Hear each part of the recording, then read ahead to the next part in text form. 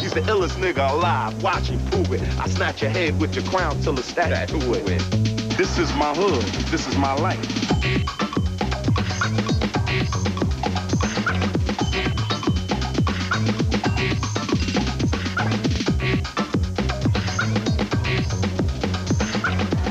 So I bled my blood on that ground out there at a young age. You're standing right over here on hollow ground.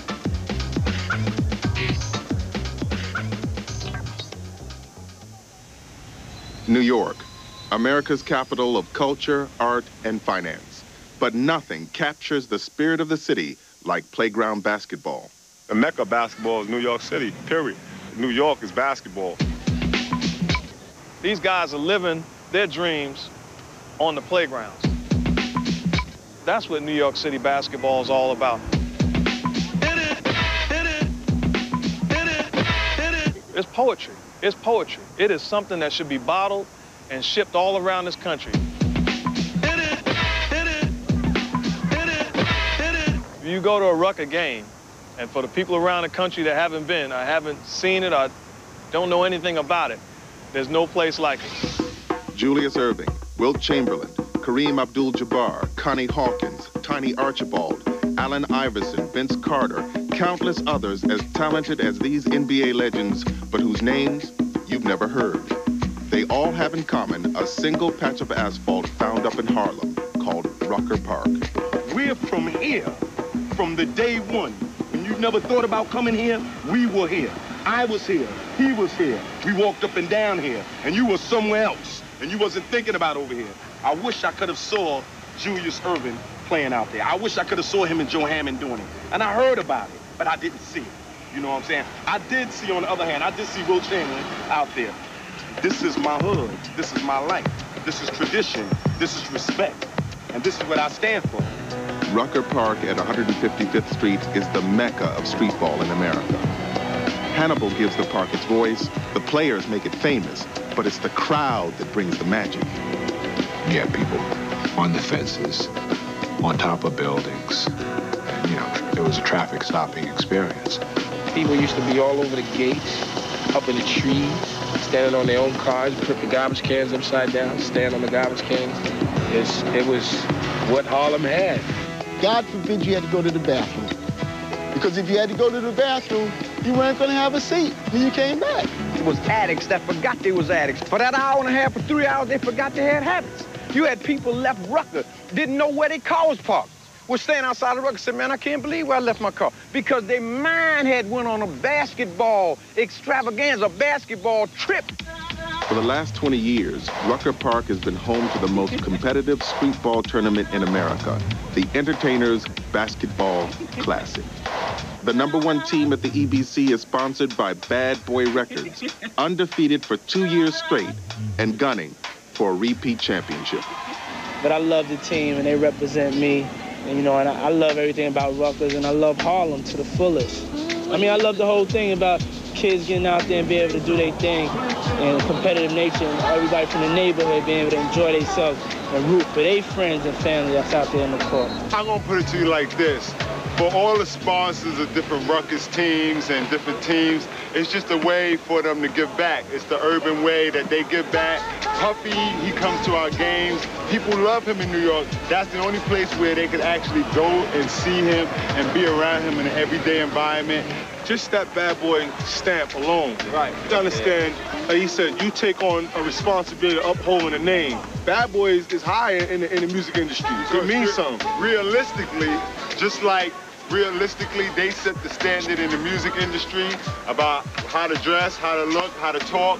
Our team set the standard on how to play for the last 4 years in New York City street basketball. And we still set it every day.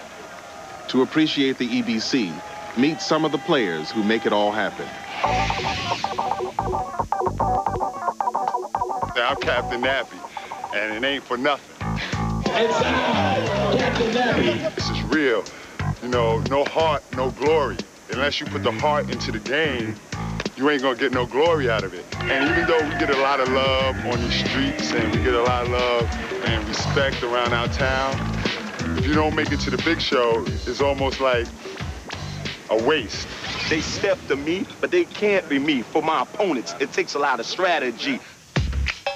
But my main goals right now, I'm trying to win another championship with Bad Boys basketball team. I just want to get another ring. Just like Jordan did, I could do it. And that's my NBA, Rucker.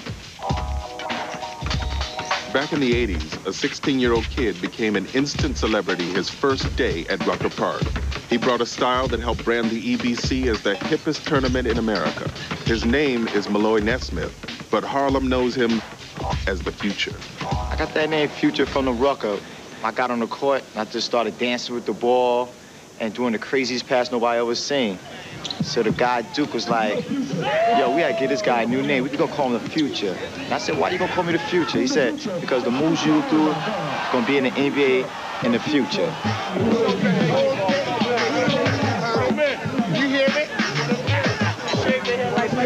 Yeah, Big Daddy, that's how we do. Yeah, it stuck with me because right after the game, you know, little kids was coming to me, hey, what's up, Future? And I looked like, Future? I said, hey, I'm doing okay. And then the next day I went down to Rucker to watch a game, and everybody was saying, Future, Future, Future. And on every block, they was talking about me. So I was like, well, that's my name now, Future. I got a game. Oh, God! Oh, my God! That's why we did. That's why we got the main event. I had 2 nicknames so far. My first 3 years at the Rucker, they called me the coming attraction. I did a 360 dunk on the Animal, they called him. And the guy on the mic changed my name. That's when he changed it to the main event. So I've been the main event ever since. He stays in the air like Vince Carter, Michael Jordan. The only mystery for him is when he'll land in the NBA. He lives to play at Rucker every summer. Everybody know without a doubt that's the main event. And he's tremendous. He has a lot of handles. You can throw the ball from the top of that roof, he'll catch it, he'll dunk it, he'll make it happen. A lot of people see me at the Rucker and probably be like, this kid can't shoot a jump shot. But we have like role players and we have special roles that we play. And my role is to bring entertainment from beginning to the end of the game. You know, the guys that I play with at the Rucker, I've been playing with them for 9 years. I've been playing at this since 10th grade. You know, the guys, it's like a family. It's like my basketball family. Mousy is Bad Boys' coach and the man behind their 2-year winning streak. One summer, he had NBA pros Stephon Marbury, Elton Brand, Ron Artest, and Charles Jones all on the same team. And most likely, someone from his current Bad Boy crew will soon be joining them in the NBA. Malloy started me. He said, Mouse, let's get a team. You know, let's get a team at the Rucker. And that was my first year. We went to the championship, but we lost. You know, we lost, but that was a good experience. Last year, they used to bug me all the time. They'd be like, oh, you got the greatest players, but you can't win the championship. You know, that's all. I used to hear that so much. Now it's all I hear is can't go back to back. The NBA's newest #1 draft pick out of Duke University, Elton Brand, is the latest proof that Rucker is the most competitive streetball arena. 2 years ago, Elton played for Mousy's Bad Boy team and took them to the championship. You know, Mousy has, had a lot of players that have played his system, so he knows, how to coach. He's a, very good coach. I don't know if he can coach on the Division I level, but, he's a good coach. What I used to tell you, we was in the 9th grade, what you was gonna be? Oh, #1 my pick. franchise. That's gonna be my franchise.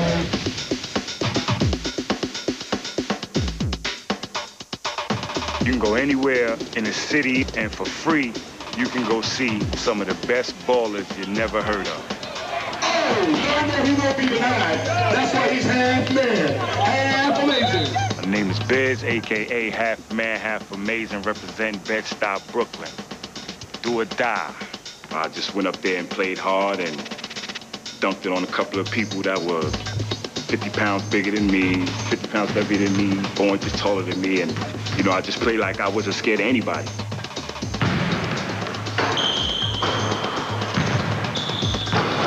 So somebody in the crowd just shouted out, he's half man, half amazing. And what I know, it just took off from there. With Bad Boy throughout the years, I I had to recognize that I had a role on this team because anybody on our team could score 20, 25 on any given night. But it's only one ball and 5 players on the team. You know, so you have to realize your role. I'm coming out here to play just as hard as you. I don't care what your name is. I don't care what my name is. I'm just coming out here to play ball. I'm here to play because that's where I heard the competition is at. My lady Carla, she's the type of person where she's not going to let you quit if she sees you can do better. It's something that a lot of people need to realize. These guys didn't want to be in the park. They wanted to be the Michael Jordan. I don't think they asked for that. And they wanted to be, you know, Elton Brand, getting, you know, coming out of college, getting top draft. When she comes to the games and I'm on the court and she sees I'm not playing well, you know, she lets me hear it. Half man, you're not playing. You're not playing. You better start playing. You look terrible out there. You know, and no one wants to hear that they look terrible on the court. And it turn you on when you see them playing ball. It's a turn on. It is. I love Future. You know, Malloy, I'm like, But Future is like an entertainer. So, and everyone is always there. When Future plays, the park is packed. Yeah. So, and I love that. I love that. The little kids, that's all you hear. Those same little kids who grew up watching Future have become his toughest challengers. A streetball legend is like a Wild West gunslinger. Every time he steps on the court, someone's looking to take him down. Bad Boy's next game is a streetball showdown between today's champs and the next generation. Doctors define socialism. Bad Boy always wins. It's been 2 straight years without a loss. Tonight, they take on a young squad sponsored by Slam Magazine and led by Ron Niclario, a veteran coach they call the Teacher. Ron brings to Rucker some of the high school ballers who last spring won him his first citywide high school championship in 20 years. Niclario gets these kids before all the big-time hype can carry them away. Well, coaching at Rucker Park is not like coaching in Nixon Madison Square Garden because actual coaching is not going on. It's basically just substituting guys in and out, and when you take a guy out, the first thing he does is complain that he's coming out. And if a guy's on the bench, he's complaining he's not in the game. Slam is the underdog. The reality of facing Bad Boy in front of the rowdy Rucker crowd is enough to make a few of the kids literally disappear at game time. Where is he? He's somewhere over there. Somewhere. We're gonna get killed with the team we have. But y'all gonna get killed no matter who we... You're right. How long we go back, bro? Too long. You put 5 on one side, you put 5 on the other side, you got a game. 1 on 3, 1, 2, 3, red.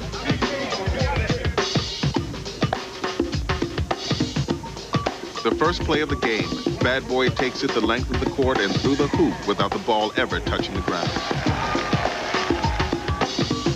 Bad Boy is quicker, bigger, simply better than Slam.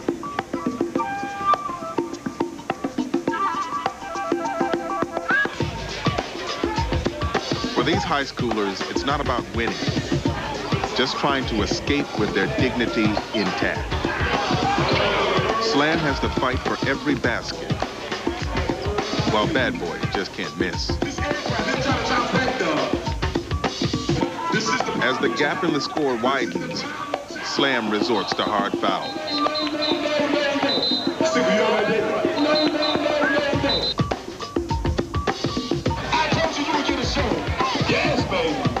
The game is a blowout, but that only heats it up. Now the showboating begins, and you see why they call it the Entertainers Basketball Classic.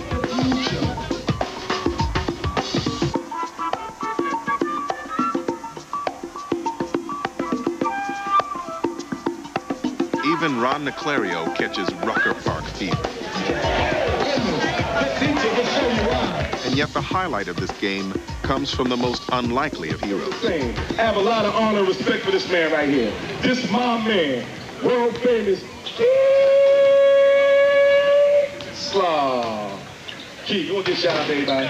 Yes. Keith Slob, a mentally handicapped Harlem resident, practically lives in this park. You can find him there every day. The love and respect he gets is as high as that given to the greatest streetball legend. Keith is Bad Boy's #1 fan, and the greatest day of his life is today, the day he gets to play for Bad Boy in his first and only Rucker Park game. We were joking with Keith Slob, telling him we was going to give him a uniform. So he was hyped. before the game started. He was like, you know, he was walking around the court. You saw him, he was walking around the court clapping. When we started playing, he finally got in the game. And he was just running around like a chicken with his head cut off for a minute. You know, but then I told him, you know, to focus on one guy. No, white boy over there. Go take the white boy up there. Just follow him up and down the court no matter where he goes. So finally, you know, Mouse was like, you know, keep the ball. So I brought the ball up. And gave it to Keith Slav, and everybody cleared it out, went to one side. Keith was dribbling the ball, going 100 miles an hour, taking 15 steps, and his first shot in the game, and it was nothing but net. Man, when he hit that shot, everybody went crazy. Yeah, I think that would definitely be some kind of history in Rucker Park, because since I've been playing there, Keith Slav has been there. I'm quite sure he was there before I was there. When Keith made that basket, he made it for every person who's ever wanted to be a streetball hero. This game is over here, Okay, but that was my assist. It will go down in history as the assist from half man, half amazing to Keith Slav. Okay. FBC. Bad boy. Bad boy. Number one, baby. 111. Baby. Baby. You know, he still want to be a bad boy. He keeps saying, he keeps screaming out he's a bad boy. He definitely went around his block telling everybody that he scored 2 points at the Rucker game. In tonight's game, there's still room for one more star to shine. Slam's point guard David Seals is here for one reason and one reason only, to make his street rep by pulling stars like Future out of the sky. It's a little friend of mine. He's like 17-year-old, junior in high school. So, you know, he want to go against me. So he comes on court, put it between his legs, 1, 2, 3 times. And he try to fake a pass over my head. And he got the crowd going crazy. I'm like Puff Daddy, public enemy #1. Everybody want to get me. So now it's my chance to get the ball. The crowd going crazy for him. So now the crowd want me to get the ball. So they threw on the music. So I got the ball. I started dancing with the ball. Ha, ha, ha.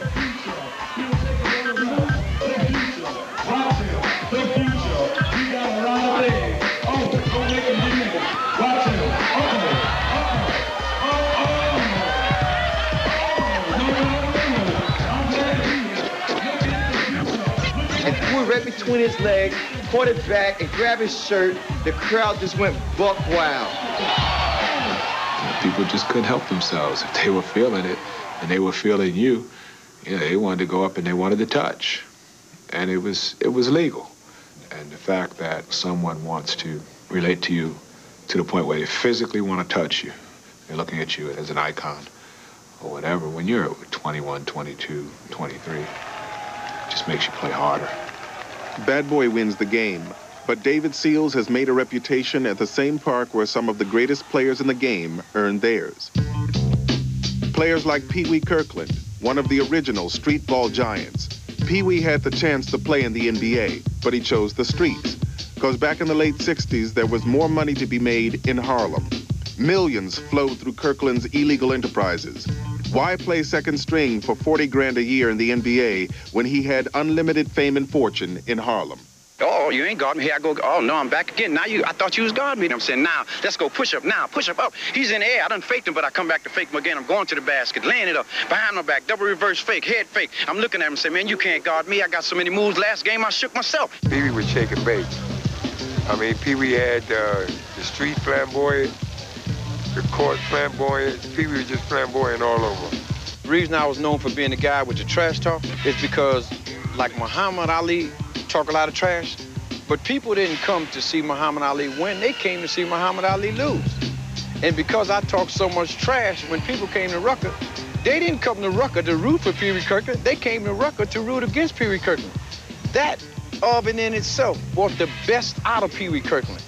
It's because I'm the master at crossover. I mean, when Iverson on national television rock Jordan and re-rock Jordan, not only did I know what Iverson did to rock Jordan, I knew what was in Jordan's mind to get him re-rocked. How did I know that? Because Pee Wee Kirkland created a reputation as being a legend by doing that every game of my life. I took somebody's mind somewhere on the court it had never been before. The same intensity and success he displayed on the court translated to a life of crime. He was untouchable. He was Harlem's Robin Hood.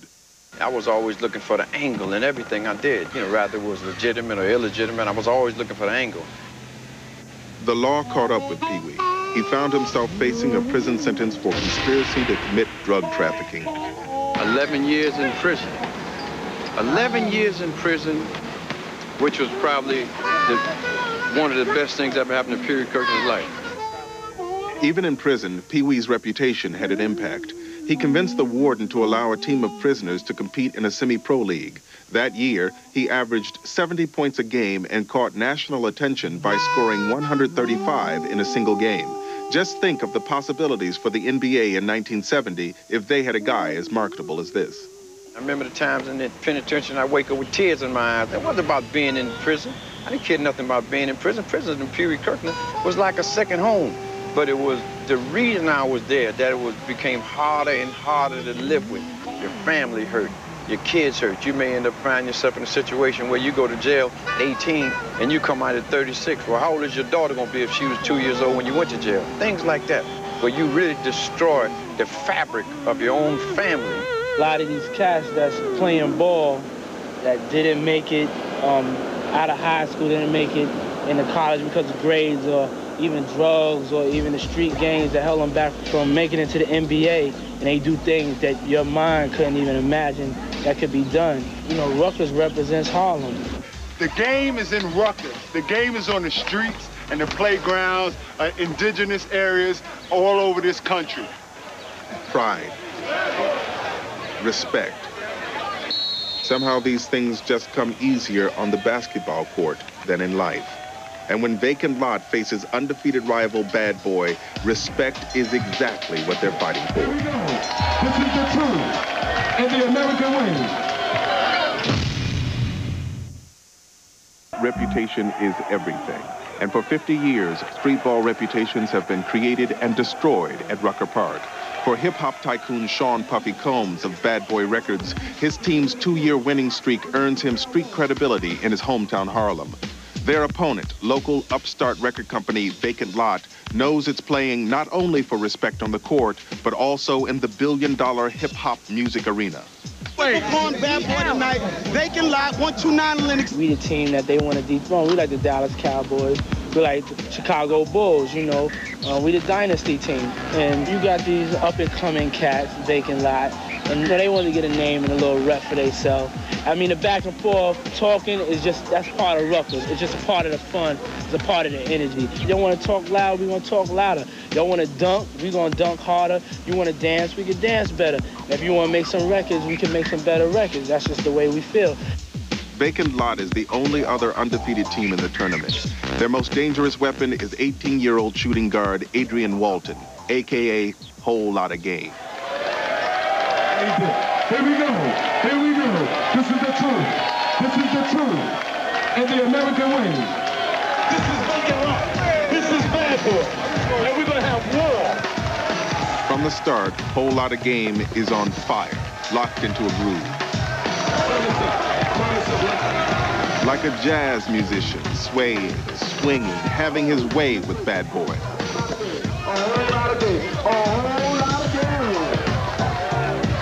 The crowd loves it.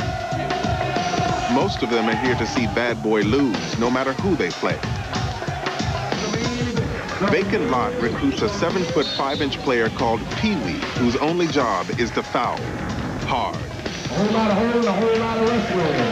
It won't be free. This is Pee Wee. Bad Boy gets frustrated, out of sync, and Future can't get his shots to fall. So he compensates with hustle and defense.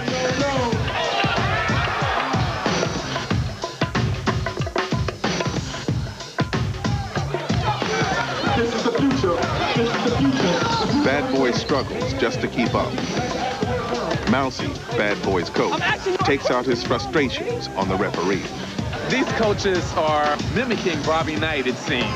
After the game, they'll meet and greet you so personably, so friendly, but they're like Dr. Jekyll and Mr. Hyde, and it seems as if they're performing themselves when they're out there. Dr. Jekyll and Mr. Hyde describes the once dominant Bad Boy this year. Yeah, baby.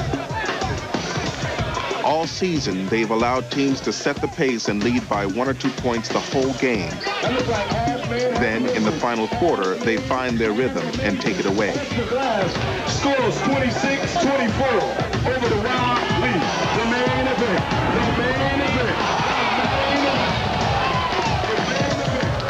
Two undefeated teams play one of the best games of the season. So it's a shame when a crosstown rivalry off the court ends this game.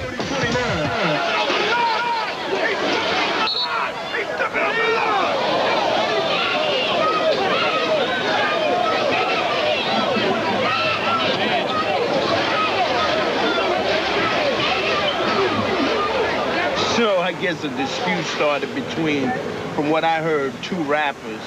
And it really didn't have nothing to do with the Rucker. It was just the fact that they bumped heads on this ground. It was going to happen whether they bumped heads here, whether it was in the street, or whether it was at a club or anything like that. It's just the Ruckus, baby. It's fantastic. What Ghetto started it? fabulous. What started it?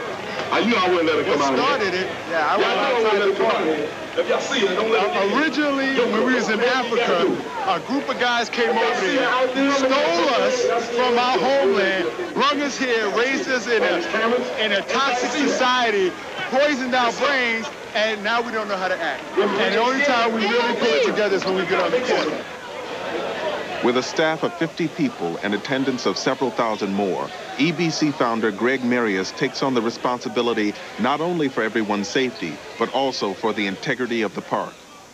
Well, I've been putting this tournament together for 19 years, and what's good about this whole situation is when we started the searching, it helped eliminate a lot of problems as far as what if that happened again, and what if we didn't search. The whole attitude and everybody's conscience would have been like, yo, I got to get out this park. I see a scuffle on the other end. Anything could be happening. Guns could be drawn right now. So the first thing when they see that is they just start running. Now that we've been searching for years now, that doesn't happen. The worst case scenario is it's a fist fight. And that can happen anywhere. I mean, the beauty of it is that it's raw. You know, raw and uncut. And that's why people come here, because this whole tournament is just raw and uncut. If you go to soccer games all over Europe, I mean, bullfighting games, rodeos, rock and roll concerts, Yankees games. I mean, you can't control the crowd. When all this stuff was going on, I didn't feel endangered at all. This was home. And if anything happened, I didn't feel frightened of it happening here at home.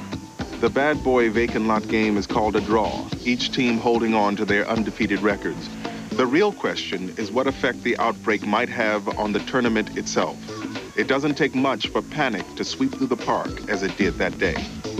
Keeping kids off the street is why Holcomb Rucker started his tournament at this very park. But 50 years later, the streets are still called home. And throughout the city, trouble rarely stays outside the chain link fence. Our jurisdiction starts as soon as we throw the ball up. Once we throw the ball up, it's in our hands. My brother, take that jewelry off. All the jewelry, get that jewelry off too. That mural that's up on the paddleball court was my son, who got killed here in the park over some fight on the court, on the basketball court. And it was on Sunday about, I guess about 5, 6 o'clock in the afternoon. I was doing a game uptown when I came here.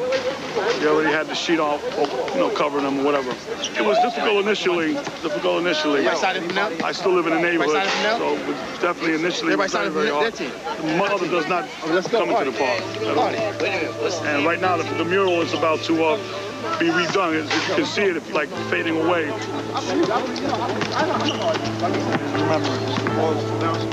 Ike, let's get the captains, Ike.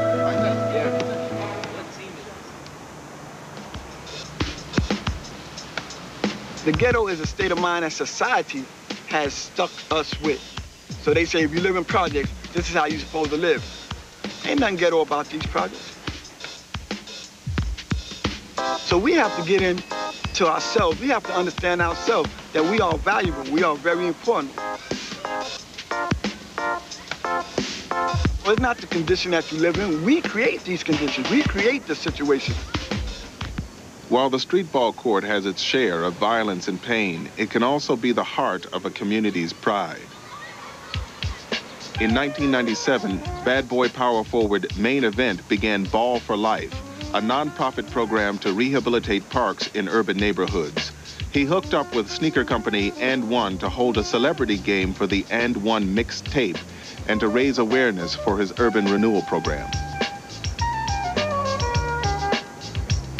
His first target is in his own backyard, Martin Luther King Park in Linden, New Jersey. It's a park with a special significance in Main Event's life. First time I ever dunked a basketball, I was coming from football practice. I was in 8th grade, and I had my cleats on. I was like, man, I could dunk. And this basket right here was my first basket I dunked on. Two-hand dunk. Please, the main event, the main event. This is what I want to be our Rucker Park right here. This is what one of my dreams and one of my goals is. The tar's coming up. That's not good. Somebody could come slip on this.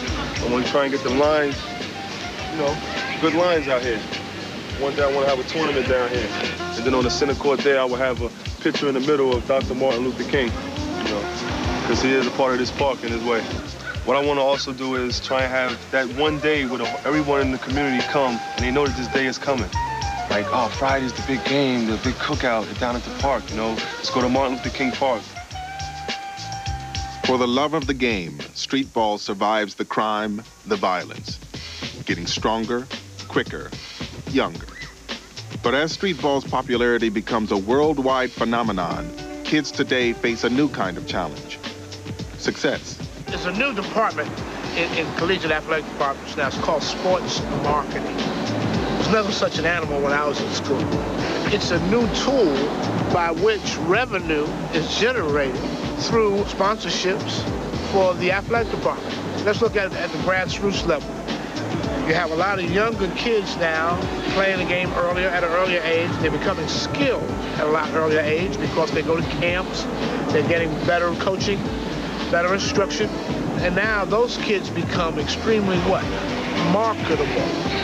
Shoe companies start to get involved in terms of outfitting certain schools and/or outside programs, and it's all marketing. So therefore, you find a lot of pressure on kids nowadays to make choices that they never had to make before. A lot of talent, a lot of personality, and a lot of future. How do we fix it? I have no idea. You know why? Because it sells. And as long as it sells, it's going to continue to sell. But we do need to find a way in which to keep it real, as the kids say nowadays. We need to keep it real. Streetball sells because what you see at Rucker today will be in the NBA tomorrow. That's why Rookie of the Year Vince Carter comes uptown to make his connection with the hometown of streetball soul. It was at least 200 kids ran on the court and surrounded him. We had to stop the game for at least 10 minutes. Vince Carter brings his game to Harlem, and Harlem is ready. In this contest, Yankee Stadium, one of the greatest arenas in professional sports, is just across the river. But Rucker Park remains miles away from any official pro league recognition. With the first big boom of success in the 1970s, the NBA could no longer afford to lose their best players to streetball injuries. I think it all changed when the big contracts started to happen. I think once the superstars and the real great players in the league started to make the serious money and then realized that, playing on asphalt and playing on concrete may hurt their career or may end their career. The Rucker Pro League dried up like a creek bed in summer. It took almost a decade before the Entertainers Basketball Classic arrived at Rucker in 1980 and pumped new life into the streetball wellspring. Sanctioning Rucker Park, it's an opportunity that still exists. David Stern takes a hold of what's going on here. Just take a trip down to Rucker and understand this is where Dr. J, Wilt Chamberlain, Earl Monroe, the GOAT, legends have set the pace for guys like me, and why not grab it in the NBA and send it around where everybody can say, wow, that's what New York City basketball is all about. NBA stars still come out to play at Rucker to get the street credibility that only New York City can deliver. This year, the Toronto Raptors' Vince Carter made the trek to the streetball mecca. A summer rain forced the game inside a Harlem gym where fans got to see a dance between NBA skills and streetball style. Then it really showed a guy named Adrian Walton, who's in high school. It just showed his ability as an 18-year-old to go against Vince. Boy showed a lot. Came down, hit a three. Vince came down, hit a three. They kept going back and forth.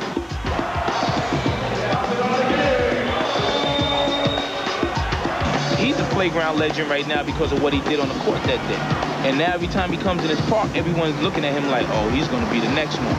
Then Vince had to come back, show him, yo, I'm going to show you what I did and why I'm the Rookie of the Year, and did a alley-oop off his shoulder, off his waist. Man, crazy. It was at least 200 kids ran on the court and surrounded him. We had to stop the game for at least 10 minutes. And he did it like 3 or 4 other times.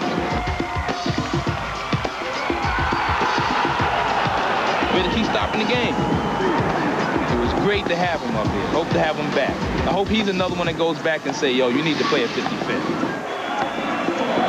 When a star like Vince Carter comes uptown to play, the NBA dream comes alive for every Harlem kid right here at Rucker.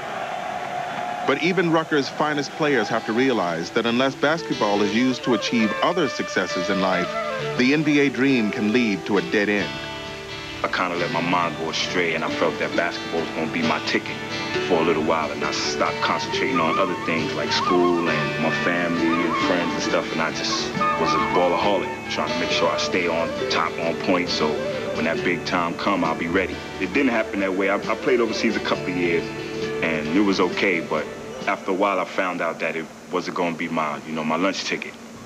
A lady friend of mine, she asked me if I like working with kids, and I said, yeah, I love it.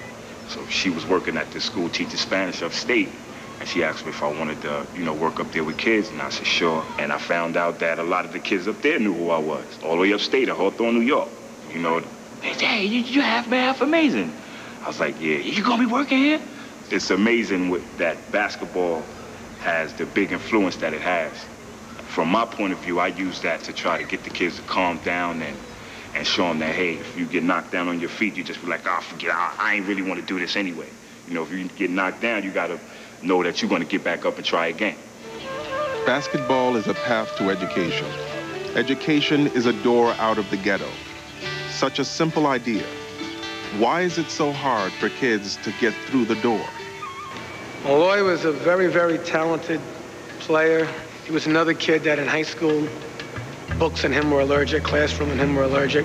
From junior high school to high school, I'm having people help me do my homework, and I had some people, help me out, and they took my whole English exam, and they just passed it with a 96 for me. The sad thing is a lot of these kids are used by basketball because it uses them to get through high school. It uses them to maybe get into a college where they're not really prepared to get in. And when I got to junior college, I had to do my work because, our coach was strict there. So, I had to do my work in junior college. He went to junior college, did very, very well. Unfortunately, his senior year, something happened and he didn't finish it out. Well, when I got back to New York, I was trying to get into school, but I didn't really try hard enough. I just said, oh, well, forget about it. It's the education of life. The game of basketball has hurt more people than it's helped. Believe that. For every dream out there, for every successful dream, there's 10 to 20 failures. He's getting to that age where, another couple of years, God's going to take away a lot of his speed and his quickness and agility, and he's going to have to go on with his life. Future, he wants to do the overseas thing. His talent is ball. That's where he masters. That's what he wants to do. It's kind of hard for a guard my size, 5'10" and a half, to go overseas and get the type of money I want. I want to make sure there's enough money that I could take care of me and my girlfriend, because I'm not going to go unless she could go with me, Playing ball in Europe, South America, or Australia gives urban youth exposure to different cultures, people, and opportunities than they'd otherwise experience. Not to mention the celebrity status awarded to any towering American athlete on foreign soil. One time when we went to the Dominican Republic, he got off the plane and they were actually pressed there to meet him. And the little kids were pulling at him and asking for his autograph. Exciting. Girl, they make you feel that. like I felt like Juanita Jordan. You got to understand something. As an American, when you play abroad, when you win, you're supposed to win. And when you lose, it's the Americans' fault. Always talented enough to play overseas. One of the problems is that his age and his history. I mean, most of the people overseas want to see a resume, and they don't have the best resumes. Playground this, playground that, MVP at this tournament. They look to see what you've done in a legitimate minor league. Well, you know, right now, I'm not working, whatever, so, you know, sometimes it be because, oh, man, I gotta tell you this, like, I got people who look out for me. Malloy is so confident when he plays ball, but as a boyfriend, he wants to make sure he's giving me his all when actually he is. It's just, he doesn't know it. Maybe I don't show that, you know, or tell him, you're doing good, you're okay, I'm okay, you know, but on the court, he's 100%. He knows that he's doing the right thing and he's doing the best that he can do. There's that fine line between do we want to be wealthy wives or do we mind being the wives of, you know, park players schlepping to like 3 games a day just to get $75, maybe $100. Now, after all these years, I can honestly say I'm doing it for the love of it. Ballers play for pride, for love of the game. The reward is being a celebrity in the community, and there's no better way to get it than a Rucker Park championship. The playoffs. For Bad Boy to maintain their dynasty, they'll have to knock out the top teams from each division. General Electric of Tyson Records lights up the crowd with his deadly crossover move.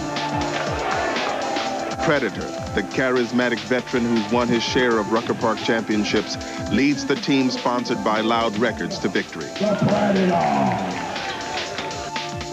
McNasty, a Syracuse University star, dominates the inside game and advances his team, Rough Riders, to round 2.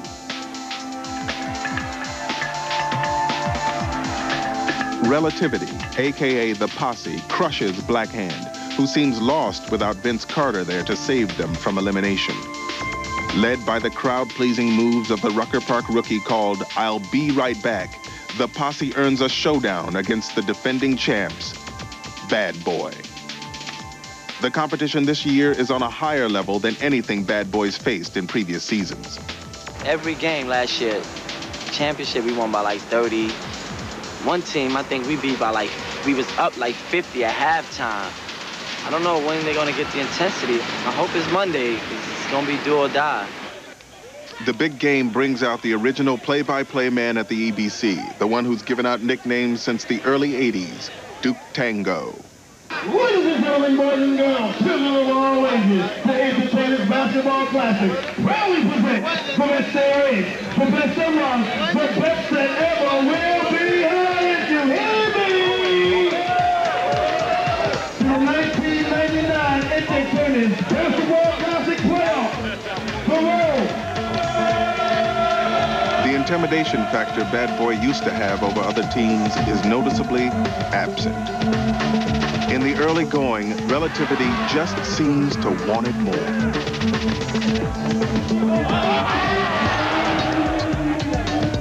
The rookie, I'll Be Right Back, shows no fear against the future. And I learned things from him by watching him. Smaller than him, so he tries to muscle me down, those little elbows. But I know it's all in fun. It's a game. I just got to do what I got to do, too, which is go right back at him. I can't back down, or else you'll see weakness. Batten down the hatches. I told him it was going to be a good one. Mousy turns to his workhorse, veteran Rucker champ, the Terminator. The Terminator. The Terminator. The legend. The best. Me personally, I know it's harder to win it the second time around. I mean, I won it 8 times, and that's like the biggest trophy that you can get in New York City. And I've been fortunate to win it 8 times, going for 9 this year. Terminator keeps Bad Boy within reach with one impossible shot after another. Future feeds Terminator's hot hand. He knows it's over unless Bad Boy wakes up. This is the future in Harlem. It's clear this game goes to whoever shows the most heart, the most hustle. A whole lot of controversy, a whole lot of action. Deadlocked at 26, we had unholy war. Streetball intensity is in full effect. So Bad Boy pushes back. The hard hit gets Relativity fired up. Reggie Freeman, a.k.a. High Five, puts on a basketball clinic with moves he perfected when he led Texas University to the Final Four. And what you gonna do when it comes to you? High Five looking at it.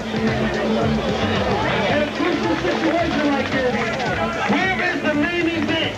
Main Event watches from the sidelines, held back by an injury he picked up in another streetball tournament. And Relativity continues to roll as they head into the last quarter. Relativity, you're looking at a victory, but I'm not counting out the bad boys yet.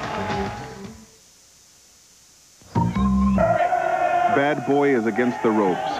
Their 2-year undefeated stretch is 10 minutes from over unless they take the last quarter of the game from yet another record company rival, Relativity. Sensing that Bad Boy's championship hopes are in danger, Captain Nappy shows why he is the all-time leading shot blocker in EBC history. But Relativity matches him block for block. Mousy calls timeout. If you do get beat, recover. Nobody helps. Without stepping up. They call him Mr. Nappy, and his real name is Shane Drisden. Shane was a very, very talented player that we thought could have really done something NBA-wise, definitely overseas. He never worked on his game. We had a running unofficial wager because I had a young man at the same time that was maybe 2 inches taller than him, but Shane had a longer actual arm reach than this kid. We worked hard with both, but this young man is finishing his 10th year in the NBA with the Miami Heat, and Shane Drisden is still playing at the Rucker. As far as basketball, in terms of the Ruckers, the NBA ain't got nothing on us except for money. And that comes and goes, but the glory of the Ruckers lasts forever. Forever. Streets don't go away. This is home.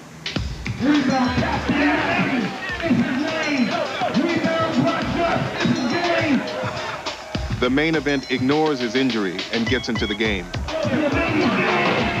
Riding on pure adrenaline, he brings Bad Boy back within striking distance.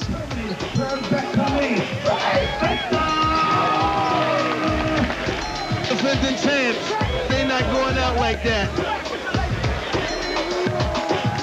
At last, in the fourth quarter, Bad Boy takes the lead. Yeah, baby.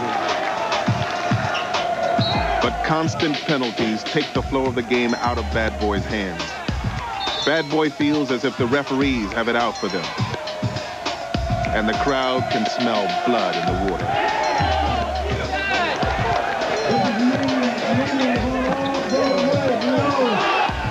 Relativity goes up by 4 in the final minute of the fourth quarter. We're giving the game away, yo. We just giving the game away. We caught up, then we let them go back up by 4. Let's build the lead, yo. All right? On three, defense. 1, 2, 3, defense.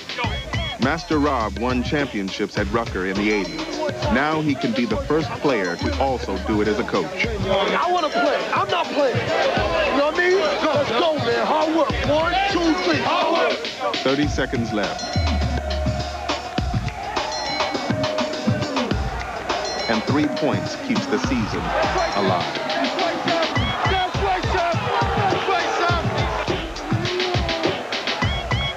Bad Boy fouls quickly to send Relativity to the line. With 9 seconds left, Bad Boy still has hope.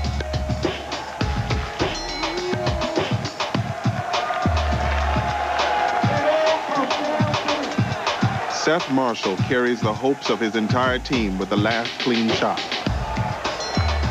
But like too many things for these ball players, the shot falls short and time runs out. After 3 years of dominance, the team Harlem loves to hate is gone. The Bad Boy season is over.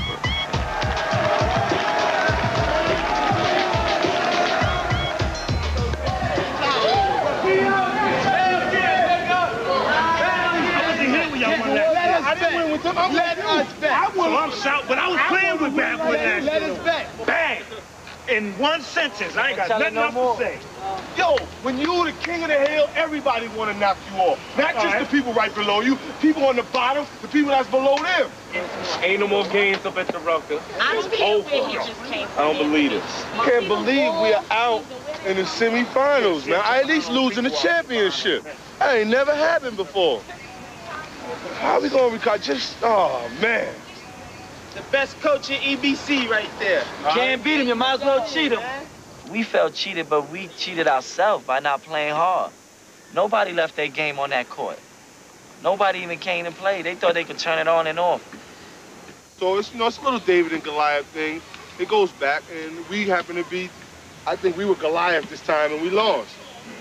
Gotta have a lot of patience in this world nowadays. You know, if you want things to happen fast, it's gonna blow up in your face. With Bad Boy out of the running, the EBC championship is up for grabs. And the winner of this semifinal game will take on Relativity for the ultimate prize. There's no tomorrow. We don't do what we do. Black. Loud Records, the team co-sponsored by hip-hop superstar Fat Joe, is the odds-on favorite to win it all with Bad Boy out of the way.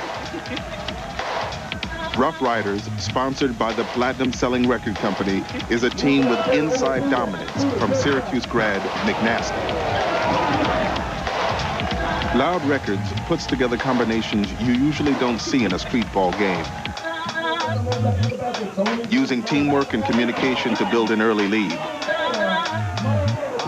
Loud Records dominates the first half, and it looks like the game might turn into a rout. But Rough Rider won't let go. University of Cincinnati's point guard Kenny Satterfield is the playmaker who motivates the team, and High Octane takes care of the rest. Deep into the second half, it's still anybody's game. With 1 minute and 23 seconds left, Loud Records takes a 1-point lead. Nothing but the net. Did you see that? Nothing but the net. Kenny Satterfield doesn't back down and takes it back. Loud's last chance to steal a victory and meet Relativity in the championship game falls short. Rough Rider advances to the finals. The fans know they've seen the best free show in New York City. Let's keep the companionship as far as brotherhood, sportsmanship, basketball. Regardless of the outcome, players on both teams are proud to play on the same court where the game's greatest players came of age. Legends who changed the way the game was played, not only in the playgrounds, but also in the NBA. Dr. J epitomized what street basketball is all about. And he was allowed to be creative. And that's what we're talking about, creativity. I think when someone mentions the name Rucker Park to me, it reminds me of a time in my life when I felt a very special type of freedom as a basketball player. My years in the Rucker League, the guy who was announcing the game tried to give me a lot of different nicknames. You know, I mean, I would pick the ball up with one hand and come out of the corner and cover a lot of ground, flip it up or pass it or dunk it. He started calling me the Claw because I could pick it up with one hand. He started calling me Little Hawk. They would call me Houdini. All those names were unacceptable to me. So I had to go one day. I said, you gonna call me anything, you know, just call me the Doc. That's what my friends call me. Jackson, Jackie Jackson. So nice had to name me twice. Jumpin' Jack was my name. Jackie Jackson begat Dr. J, begat Michael Jordan. I went to with the Harlem Globetrotters, and I stayed with the Harlem Globetrotters for 19 years, you know. I took my skills all around the world.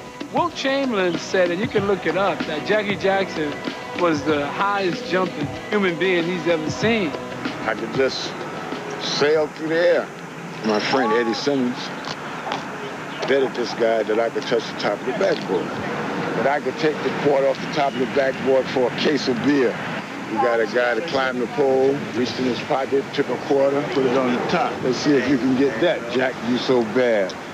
I took one leap, went up, smacked it off. And that was that.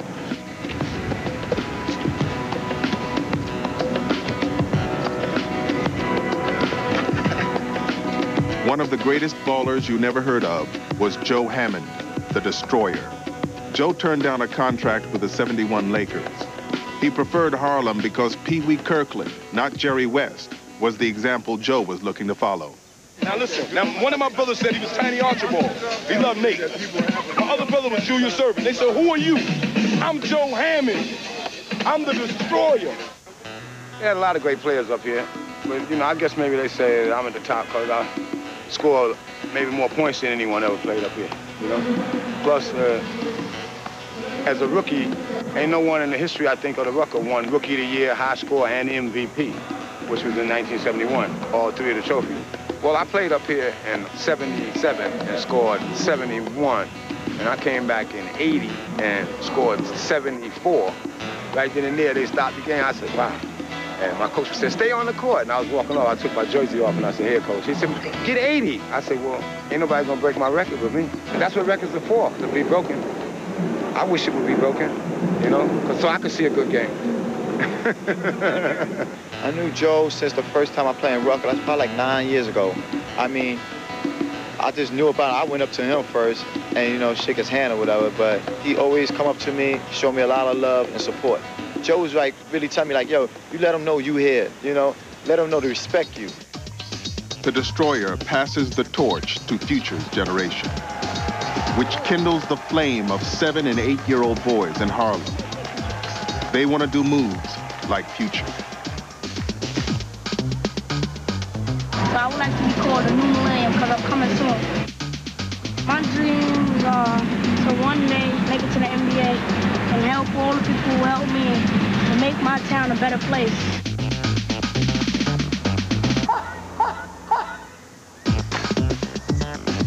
I try to keep my schoolwork just as high as my basketball game. People will look at my mind just as much as they look at my basketball skills. From the old generation to the new, the legacy continues. Basketball is a spirit, sometimes not a game. We've reached the dawn of the Entertainers Basketball Classic Championship game. For the first time ever, where every point can truly make or break a champion. Watch TNT Monday, June 26th through Friday, July 7th. The preeminent tennis championships in the world have a new home. Wimbledon is on TNT. The world is changing. Power is no longer in the hands of the old guard. And the new brings passion, exhilaration, and vision. And for those who are prepared to run with it, the new Lincoln LS. Motor Trend Car of the Year. Wood, leather, adrenaline. The new Lincoln LS. Streetball is the best ball. If you can play in the streetball, I believe you can play anywhere. Yep. To me, the league is not that tough. Came down to the Ruckers. Matter of fact, not Ruckers, Hunter College, and got cracked by Junie. Oh, yeah. Cracked by Junie. I was there that day, too, yeah. Cracked. Pick up the Junie, that's my dog. Yeah. You gave it to that night. Well, that was last year? It was last year, right? Yeah. Last summer, yeah. Hunter College, you got it. Alrighty. Before we go on, I want to review last week's service. So let's go to tape. Nice, tight formation. Oh, sloppy pass, Michael. Very nice. Oops, it's all in the wrists. You break away too early. And pick up the pace of the left flank and into the end zone.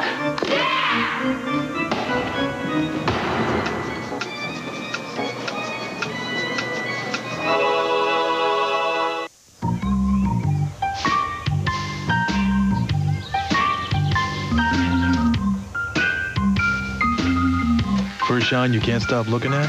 Nice. Wet tire shine and A to Z wheel cleaner. Formiga 1. Today, people who didn't send the money with Western Union and the heartbreak it caused. So, Mike, what happened? I was off base one night and someone stole my wallet. And he called me for bus fare. You didn't use Western Union? Well, I didn't know it would make a difference. The money never made it, and I got back late. Now I'm in a lot of trouble. I'm sure your sergeant will understand. Well, let's see. Sarge! You! Drop and give me 50! Sarge, that's my mom. I am your mommy now! Hey, it's your money. Use Western Union, the fastest way to send money worldwide. The world is changing. Power is no longer in the hands of the old guard. And the new brings passion, exhilaration, and vision. And for those who are prepared to run with it, the new Lincoln LS. Motor Trend Car of the Year. Wood, leather, adrenaline. The new Lincoln LS. salesman said I'd get my carpet in a week. Wrong. The color just looked different in the store. The padding they recommended wore out in 6 months. That'll never happen with Empire. We're specialists. We're experts. We do the job right. We bring samples to your home, we install next day, and right now you'll save 50% with no payments till June 2001. The salesman didn't recommend stain-resistant carpeting. 588-2300-5. This is Robin, and this is Rockin' Robins. Rocking chairs, recliners, tables, and drawers like most people have never seen before. Which was kind of the problem, until Robin showed them on cable TV. And now sales are, well, you know, cable advertising. It's easy, it's affordable, it works. AT&T Media Services. Get your ads worth. We now return to On Hallowed Ground on TNT. The 1999 Entertainers Basketball Classic Championship. It's no more jokes. It's no more redesign next week. It all comes down to this. You will find out today. We'll have no excuses. Nearly 3,000 spectators jam into Rucker Park, which has a seating capacity of just under 1,000. This is the last game of the summer. Once again, it's all free. We ain't spend $1 to come out here. It's better than the Garden, kid. This is the real Mecca. Everybody can come. It's better than the Garden. Rough Rider, one of New York City's platinum-selling record companies, sponsors a team that hasn't lost since the first game of the season. Relativity. Just last week, this team of underdogs knocked off two-time champions Bad Boy. Hard work. Let's get right, y'all. All to the Rough Riders and Relativity. My man, I'll be right back. Give him the ring. Give him the trophy. Give him the trophy. The trophy taller than me. Give it to him. This is a study in contrast. Relativity, led by 5'6" guard I'll Be Right Back, who got his name by leaving defenders in the dust, versus the slam dunk giant, McNasty. The bleachers are packed with everyone from Harlem residents to former NBA coaches who turn out to see the best of the best.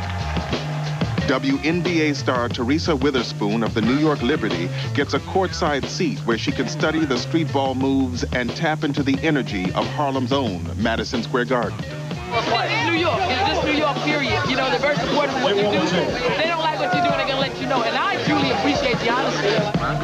Rough Rider puts the brakes on I'll Be Right Back.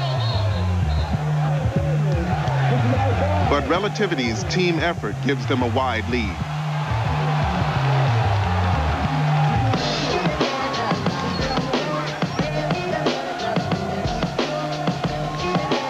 McNasty dominates the inside game.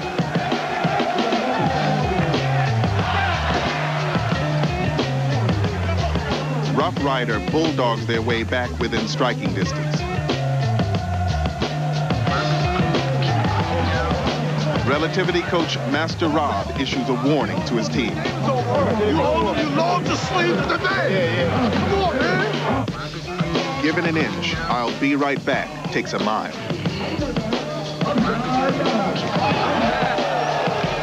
Rough Rider can't keep up with the transition game and leaves the door open for Relativity. It's showtime in Harlem.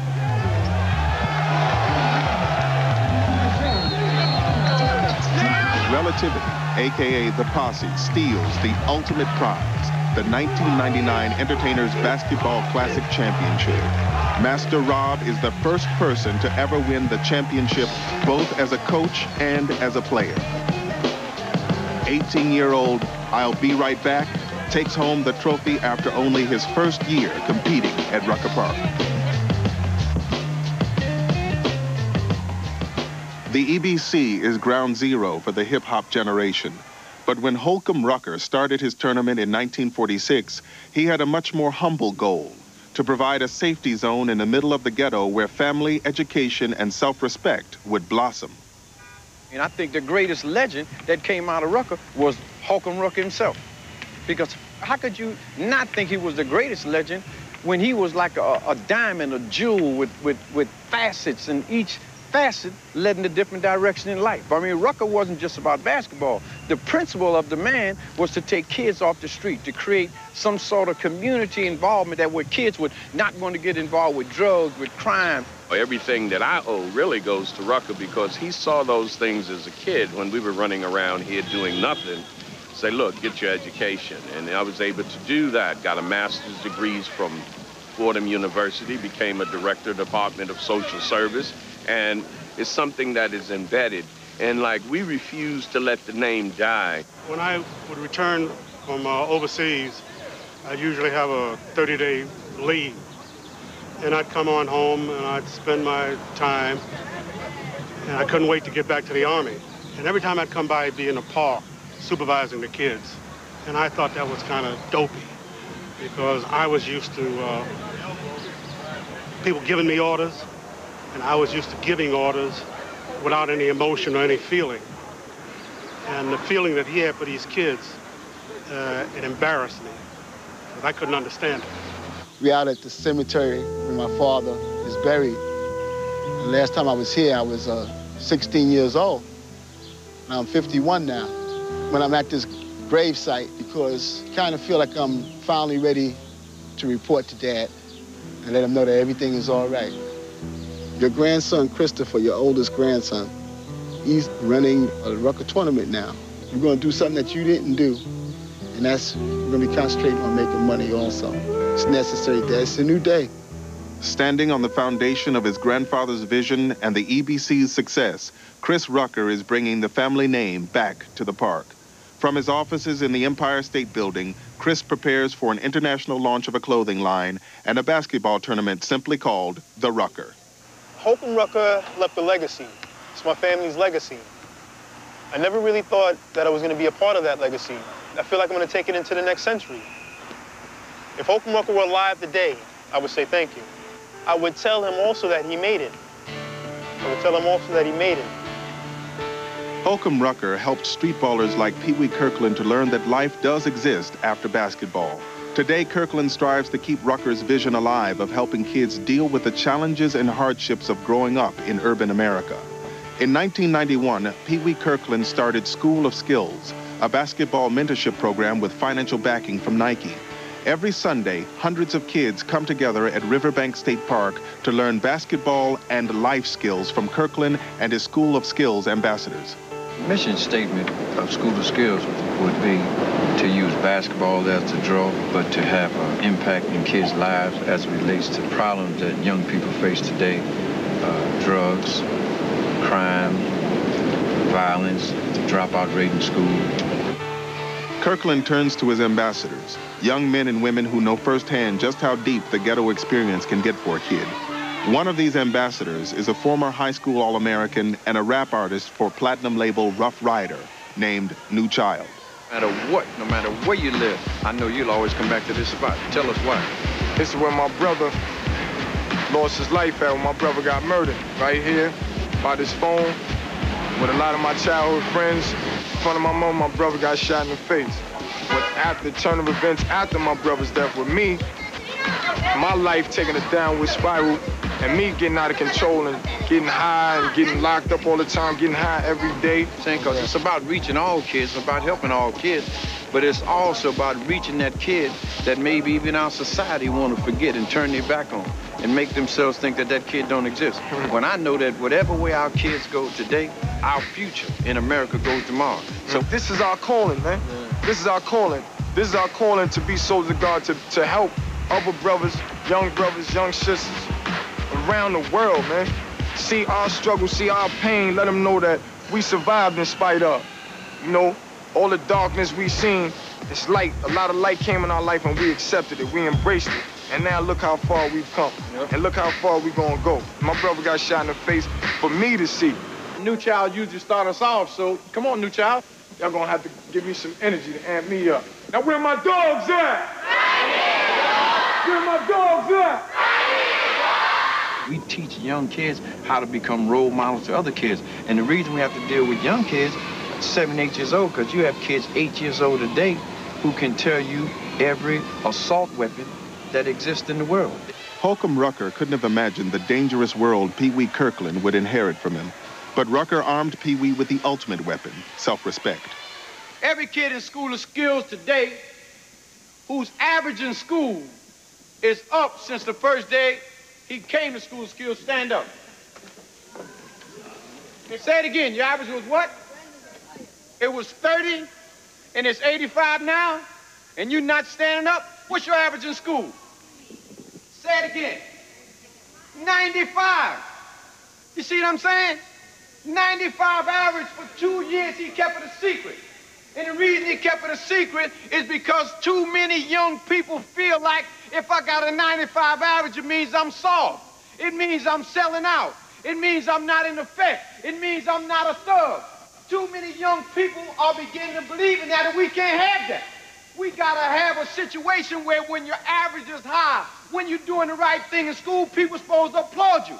Pee Wee's like the person to heal. He's the nature. He's Mother Nature, but in the father figure. And when everybody average was 65, you remember me saying, wait a minute, we being tricked and fooled.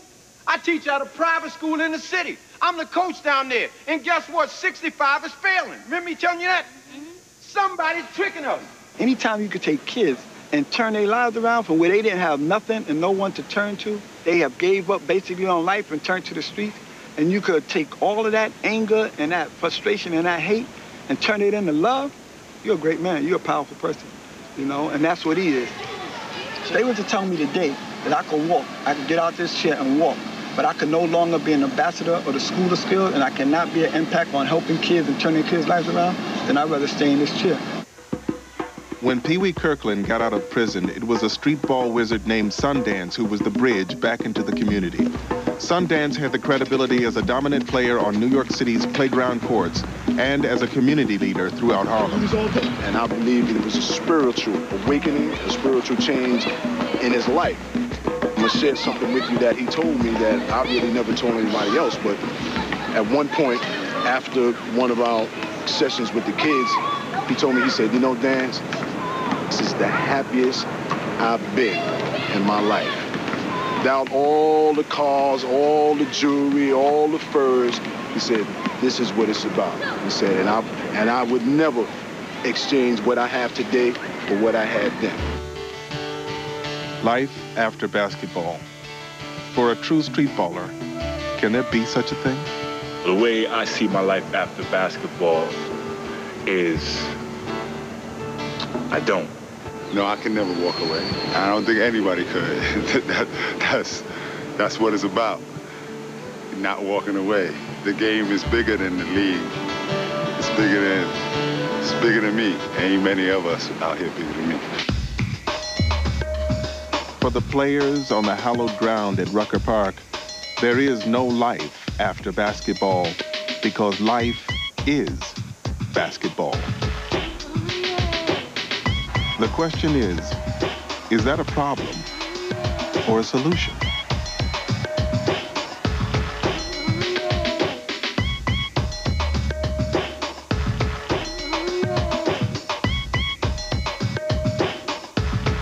Coming up next, no fear, no stuntman, no equal. Kick it with the incomparable Jackie Chan. Rumble in the Bronx is next on TNT.